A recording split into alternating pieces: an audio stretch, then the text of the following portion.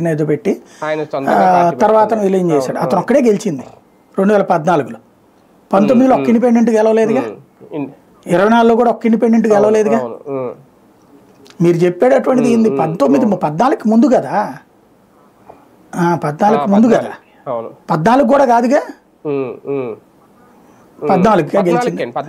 14కే ఈయన ఇండిపెండెంట్ గా గెలిచి తర్వాత టీడీపీలోకి వచ్చాడు.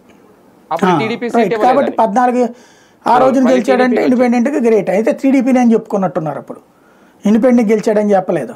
టీడీపీ అవును, రైట్. టీడీపీకి విధేయుడు ఫస్ట్ నుంచి, అదే కదా. ఇప్పుడు సీట్ ఇవ్వకపోయినా అందుకే కదా నేను బాబు గారిని వదిలేయాలని, బాబు ఇప్పుడు అధికారంలో ఉన్నటువంటి పార్టీని వదిలేసి గొడవలు పెట్టుకుంటానన్నట్టు అంటాడు ఆయన. ఒకటి ఇక్కడ సున్నితమైన అంశం దాంట్లో, అంత మించేది. అవును, అంటే పవన్ కళ్యాణ్ ఇందులో రంగంలోకి దిగాల్సిన అవసరం లేదా, చూస్తూ కూర్చోవడమేనా ఆయన ఎంత జరుగుతుంది?